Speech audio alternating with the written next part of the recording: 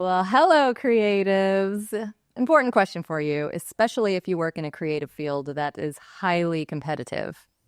Do you feel like the stress to perform at the top of your industry has sucked the joy out of what you thought was your dream job?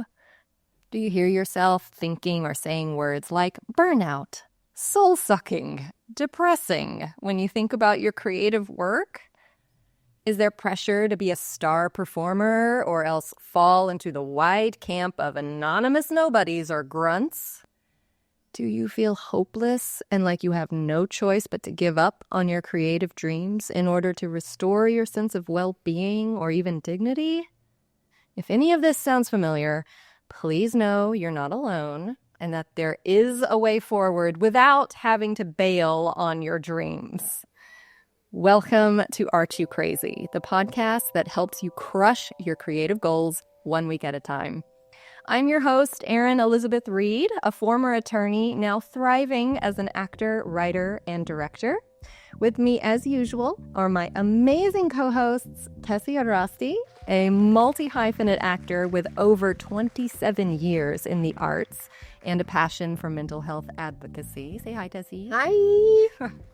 And Mel Mandara, a marketing director who loves helping creatives make money doing what they love. What's up, Mel? What's up?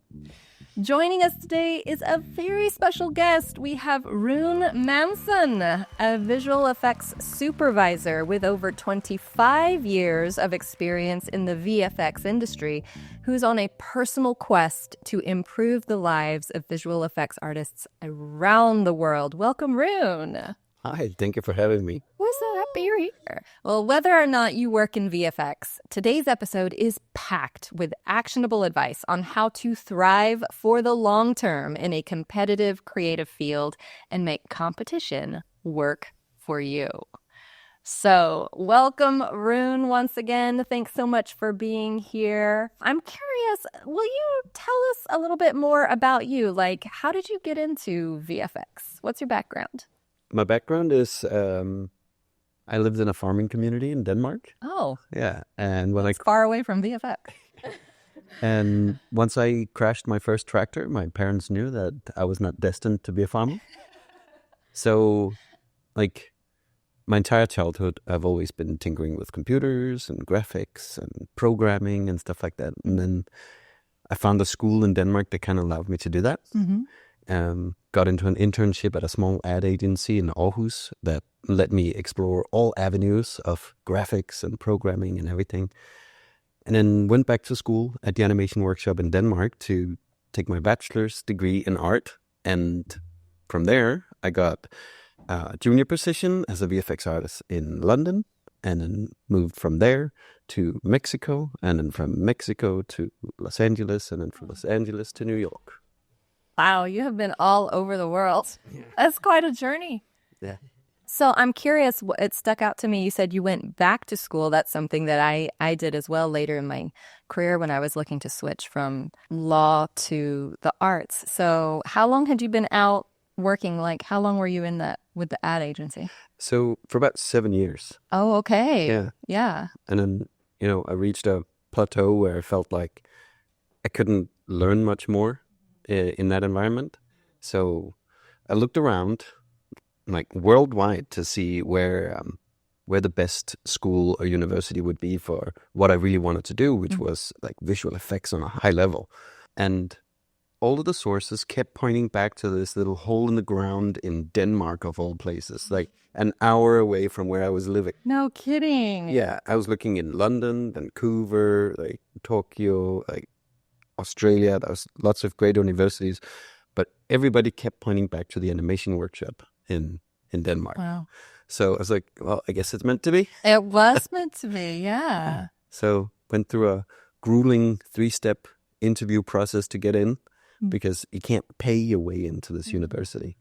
It's like you have to show that you're a good person, that you work well in teams, that you already know the basis of art, and that you can tell stories. Oh, wow. I love that. Truly merit-based. I just love how things fall into place for you, like right in your own backyard. I remember feeling that way too when it was time for me to make the decision to go back to school and learn a new skill set, how the timing, the location, all the elements just fell into place. And it makes it very hard to say no or resist the calling to do that for yourself. Yeah. I'm curious too about what you said the application process was, like, be a good person. Yeah, that's like one of the good things about this school is if they feel like someone is too immature or too egocentric, they're not necessarily let into the school. Like the other qualities have to outweigh it by magnitudes in order to do that. Wow. So you know that everybody that goes to the school is really talented first, but they're also really nice to be around. Your process seems like with me for architecture school, where you had 3 stages where you had to submit a portfolio, do an in-person interview, all of that. How does one, it was like a panel almost like of architects that would view your portfolio interview. So you're walking into this room and it's just strangers and they're all asking about your art. And it's a little bit intimidating, but how does one judge if someone is nice enough, like especially young people? It's actually an age group that goes to the college, like from 18 to 40. Oh, that's a long, wide gap. Like everybody is welcome if they want to go back to school. They just have to meet those requirements. But it's the same thing. You submit your portfolio so they can evaluate your art. And then you go through an in-person interview. And then there's like an in-person test where they test your art for, I think it's 6 hours that you have to sit and draw out an entire story, create character designs, and then make it compelling.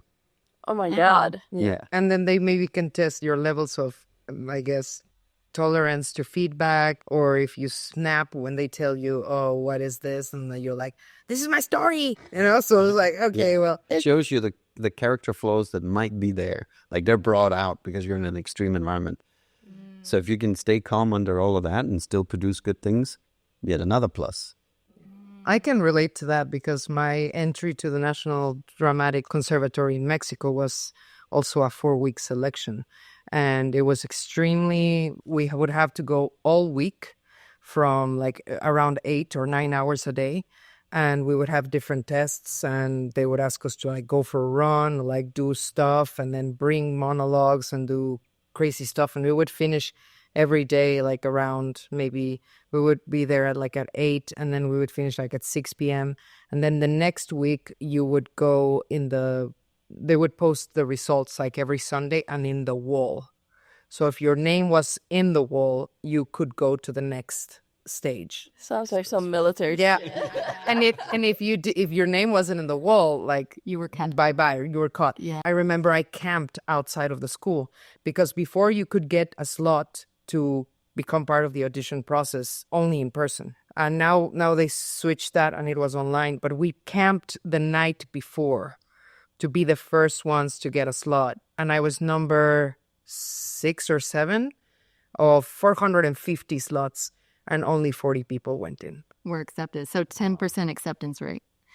Wow, heavy. So much competition. In the creative industry across the board.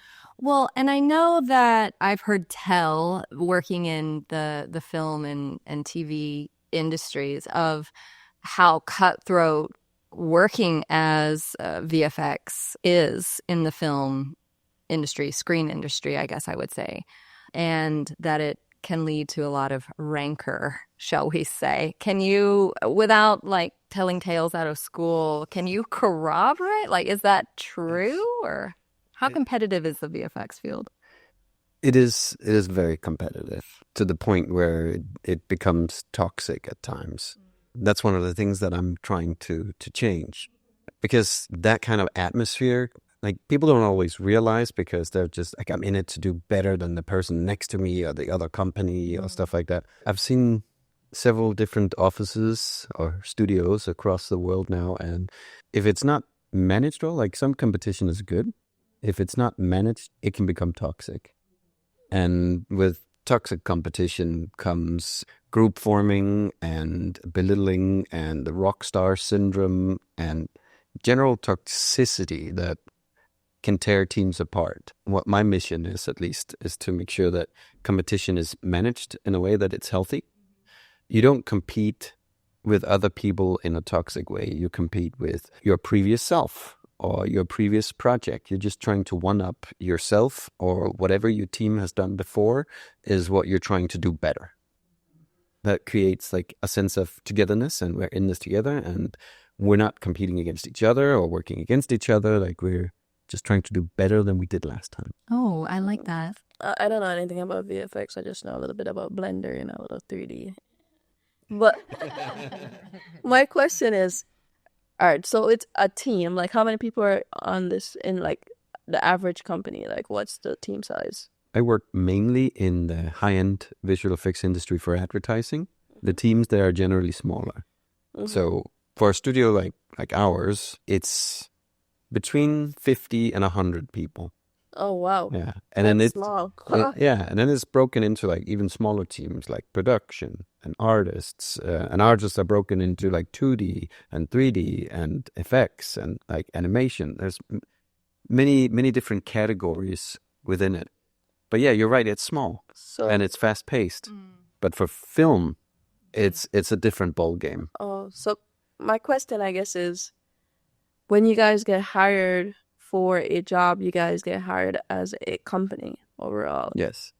I just don't understand how competition would form into that. Because is it like you guys are all working on this project together Mm-hmm. with one end goal? So how does competition form? Well, if you have one person that is inclined to the narcissistic side, they will be more inclined to just like focus on how good they are and like what is good for them and how they are invaluable to the team. And it's like that kind of personality trait draws other kinds of people like that. And then now you start to create a group of people around that one person. It becomes like a fan base almost. Oh, like a clique. Yeah. And then really hard to get into that. And now you have a fraction in your team, the can-dos and the outsiders. it's like a vase that starts getting cracked inside. Like, it holds all the content of the team, but it has cracks within it, because then you start having inside competition about like maybe opinions on how to do things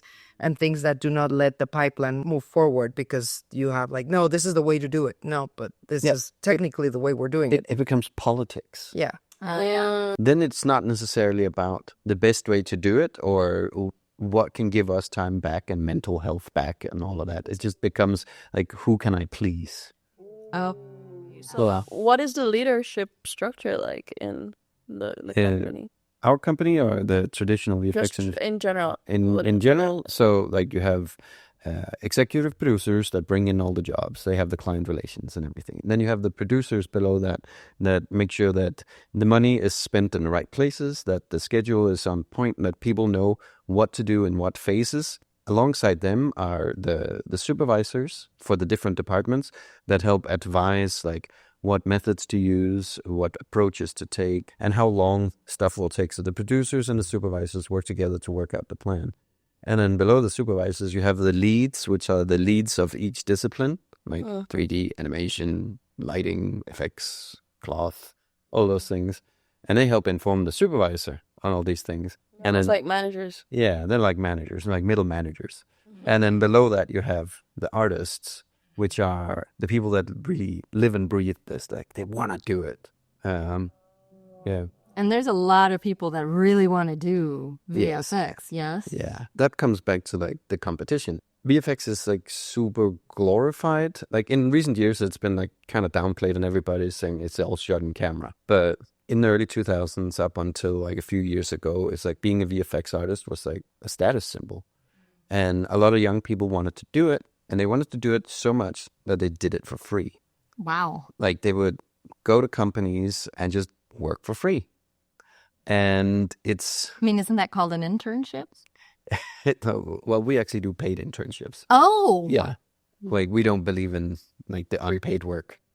Wow. It's too much work, and it's too technical, and all the softwares are so expensive. I mean, No, but it's also people should learn to value their work. Yeah. exactly. Yeah. I think other industries like law or medicine, you don't ask someone to do a free medical internship. Like, so why, just because it's the art, it should be free?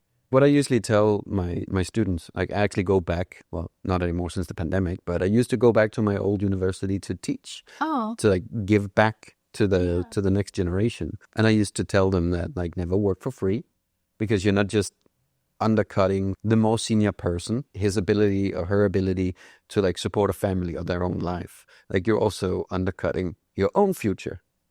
If you work for free, that is the level or the bar that you've set. Mm-hmm. And now that's the expectation. Like you might not have to work for free forever, but you're going to have to work for very low pay. And you're going to work a lot of hours. Yeah. Like it's not unheard of for a VFX industry artist to work between 10 and 14 hours a day. Wow.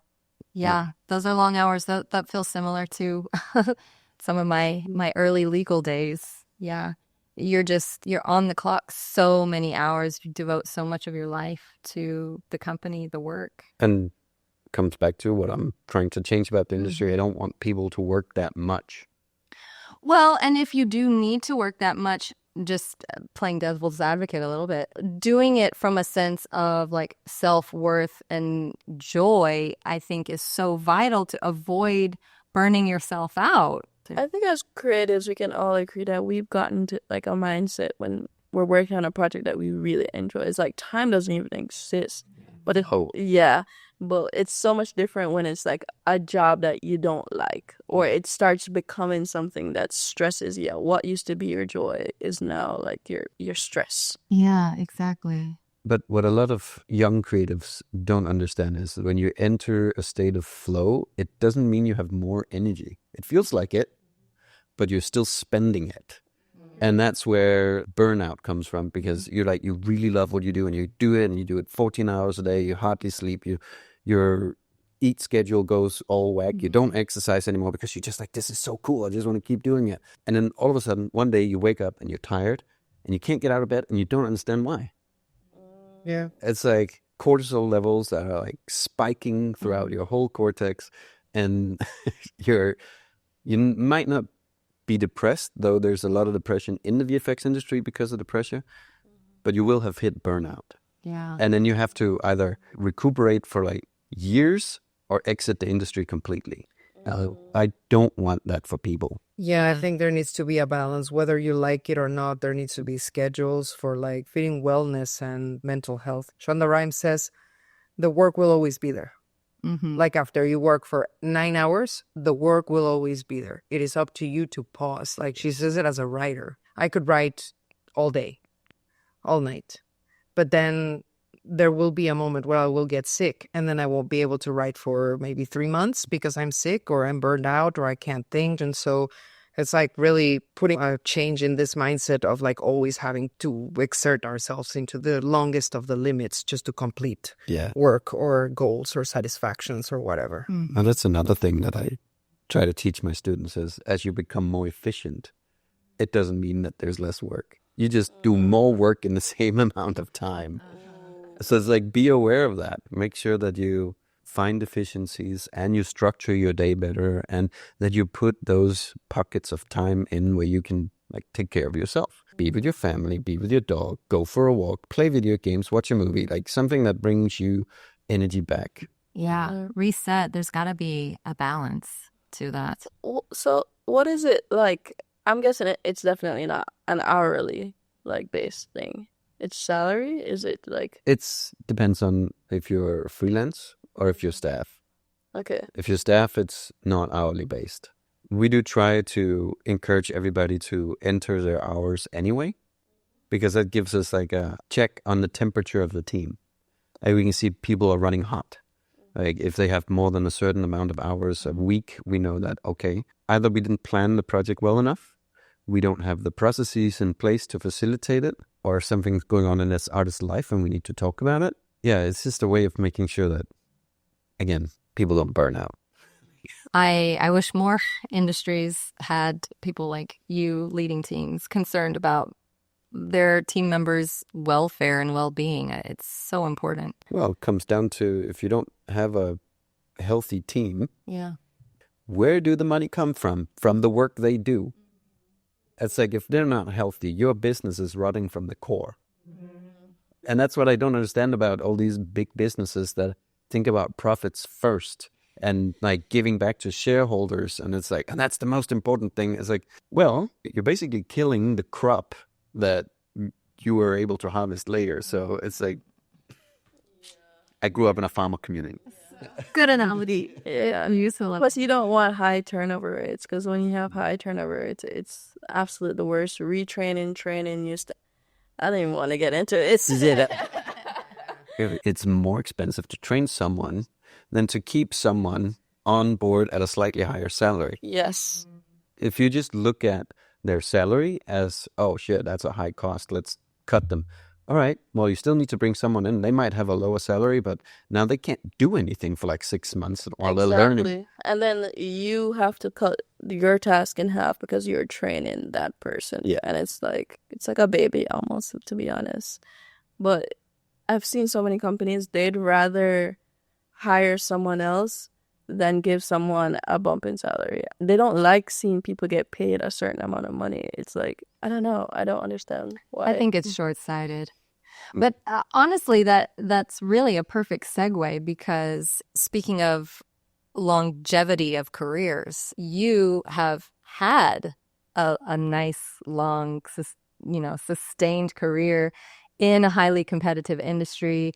And I believe for the foreseeable future, I hope so. Yeah, okay. No plans to exit. So I'm curious, how do you view competition to make it work for you? How can competition be a good thing? You're continuously having to improve yourself. And that's something I learned from my grandpa. As I always keep learning, because the minute you stop learning, then you grow old. You go downhill. Yeah. And he managed to reach 94, so I believe he knew something about what he was talking about. He started his first senior IT club when he was 84, and he didn't know much about computers, so he was like, I'm gonna figure it out. That's so cute. He was teaching all the older people to use their phones, like smartphones, other TVs and everything. That's kind of what we wanted to do with the elder program. Yeah.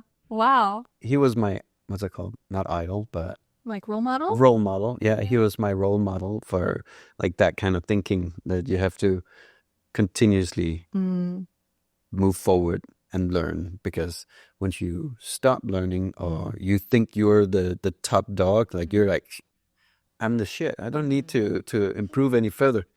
And then what is there but stagnation or downfall? Going down. Yeah. So what are some of the main lessons or tips that you can offer and share from your life and work experience to help other creatives in very competitive fields keep learning and improving? I think one of the things that I did, like everybody's experience is different. You shouldn't really listen to how influencers got to where they're at, because most of it is luck. What I did specifically to try and survive in this industry was not try and get involved in all of the politics too much. Mm-hmm. When someone was the cool kid, I would be like, okay, I'm just gonna treat them like anybody else. I was like, treat everybody like people, treat everybody the way you want to be treated. Don't speak behind people's back. Okay. Because it always comes back around. No matter how trustworthy you think the person is that you're gossiping to, it always comes back. I had an experience like that in my organizing work recently. One of the team members was talking about the client inside the lobby. So the person that receives the packages overheard and went to the client and told the client, and the client removed the whole thing. Snipped. Yeah. Mm-hmm. So it's like, are you kidding me? Like, wait for you to be in a bar or something. Have a little bit of, I don't know. Oh my God, even then. It's almost like high school. There's a human need to vent and gossip, right? But there's a way of doing it without it being hurtful and without it making other people seem like they're just the worst. But just don't speak ill of others. But you can voice your frustration with a certain subject. Yeah. Yeah. Well, what about asking for feedback or improvement on your own work? Like as a team leader, do you still do that kind of thing? Yeah, good point. I actively encourage everybody on the team to ask as many questions as possible. There are no stupid questions, but the ones that weren't asked. It's like, there's a time and a place to ask questions. Like if you see someone doing something, don't interrupt their flow. But if you sit with something for more than 15, 20, 30 minutes, you should really ask for help. We only really see it as failure if you fail to learn from your previous mistakes. And the way to learn is to ask for feedback and to ask for help. Yeah. Help me do this. Yeah. I work with a hospital on the side helping teach communication skills to doctors in training. And that's one of the biggest things that they coach us on is how to give feedback and how to ask for feedback and how important it is to engage in that kind of give and take in terms of we're just keeping you on a trajectory that's moving forward and up. So we don't get to that, stalled out somewhere and the only way is down. Mm-hmm. Yeah. No, it's true. Like when you give creative feedback, it's like you can't just tell people that what they've done is crap. Mm-hmm. Yeah. Like, it's crap, make it better. It's like, okay, how? Why is it crap? Like, that's so subjective. yeah. And Tessie had a wonderful episode on this exact subject. So if you're listening and you want to find out more about giving and receiving feedback and how to do that, check out that episode. We'll link it down in our description. From a mental health, social, emotional skills perspective. Mm-hmm. Much more than anything else. But. Yeah, lots of great advice there. What about kind of staying sane? Because you mentioned about like your well-being and nurturing yourself, taking time out to do other things. Are there other ways that experiencing things outside your industry, especially in industries where you devote so much of your day to the work, are there things about those kinds of outside experiences that can actually help you? I don't have a specific example, but I know it's happened to me multiple times in my career where I'm talking to someone that does not do what I do, and they have some insight in something that I'm like, oh, shoot, I can use that. Now this thing that I've been dealing with for the longest time is all of a sudden making sense. So never shut yourself off to other people's advice. Like, you don't necessarily need to apply it. But getting outside perspectives is definitely very valuable. Might also be because I've been traveling a lot. Yeah. Like I've been in like many different countries, seen how many different cultures and people and personalities do things. So yeah, that's definitely influenced me like to just become a better person and think about problems in many different ways. Have either of you experienced that where like a tip from something or somebody outside your industry has kind of been like the key that's unlocked a solution for you? Yeah. Yeah? Yeah. Is it something you can share? Yeah, I remember that when I moved to LA, I was trying to make it as an actor, become part of the union and all of that. And I was like not being very successful at it. And my neighbor, Karen Golden, shout out to Karen. That's all Karen.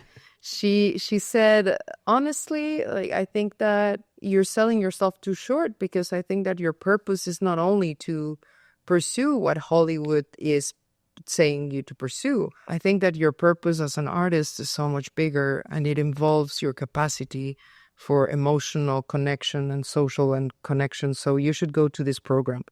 And it's thanks to her that I've been doing mental health for the past 10 years. Wow. So like that key that I didn't see at all ever of like, how can I blend the two industries together and that it doesn't have to either separate or compete with each other, or I don't have to stop being an actor to become that. Mm-hmm. And I didn't have that perspective if it wasn't for her. So I'm very grateful for that opportunity with that feedback, and that it was such a positive feedback as well. That's beautiful. Yeah, I love that. Anything similar for you, Mel? Or I feel like everyone has some valuable insight that they could offer. It might not be specifically directed to the topic or the industry you might be in, but just listening to other people, empathy, just realizing everyone is human and just observing and being open. As creatives who tell stories, I feel like that's what really helps us grow. Mm-hmm. Yeah. I'm curious if there's been anything that you've done that's you sought for like relationship advice that has helped in your work? During the pandemic, I started taking therapy. Oh, okay. Yeah. Kudos for you. Especially as a guy, it's kind of stigmatized to take therapy. At least I thought so for many years. I don't think so anymore. I think everybody would benefit from it, learn to know themselves a little better. Leno agrees. Yeah. Take therapy. Take therapy. Yeah. But just like get to know yourself a little better, and also just know that it's okay to be vulnerable.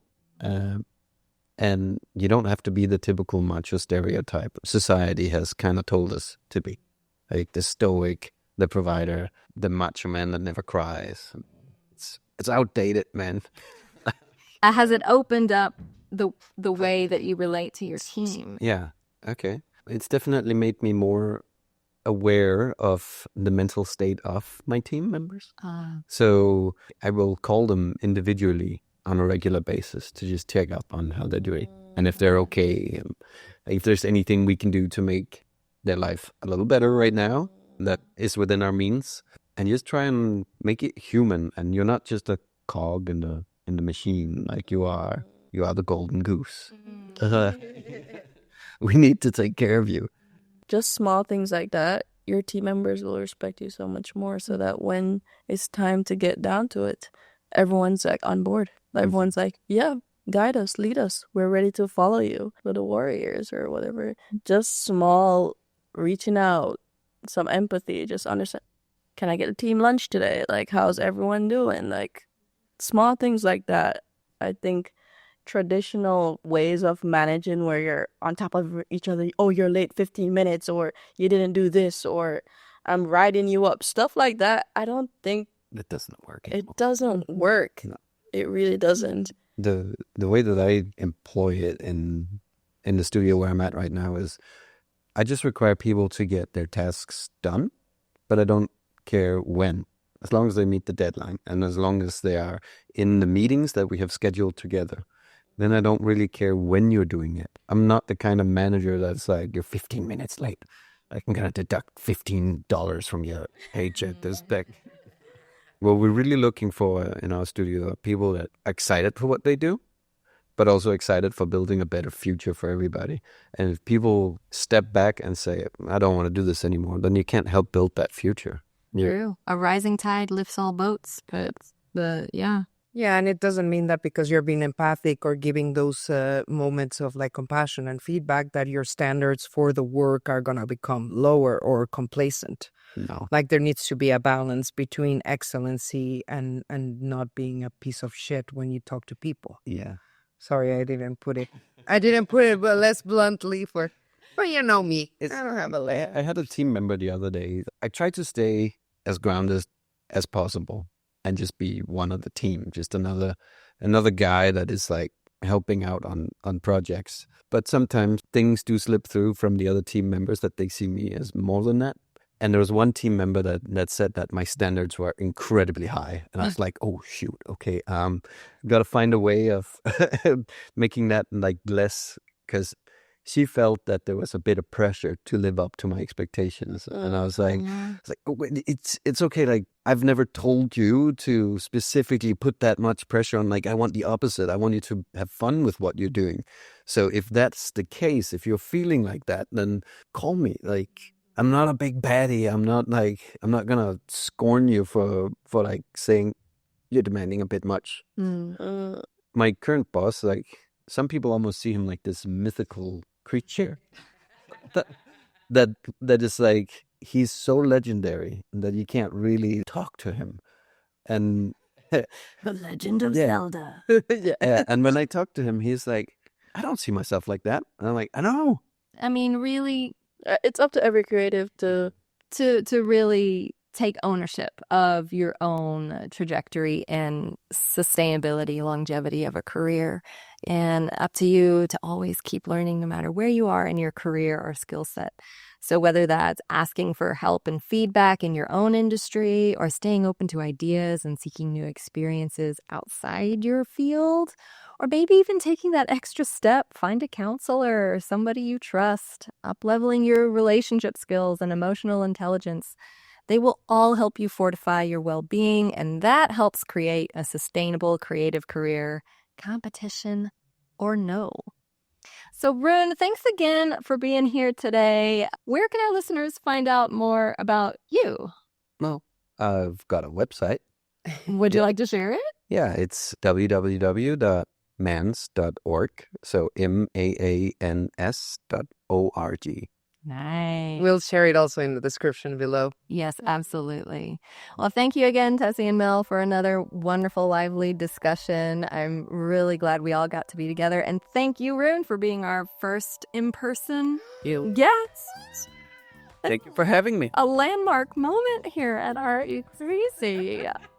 All right, well, signing off for today, I'm Erin. This has been Tessie. And Mel. And thank you, everybody, to our listeners. Stay crazy out there, y'all. Stay crazy.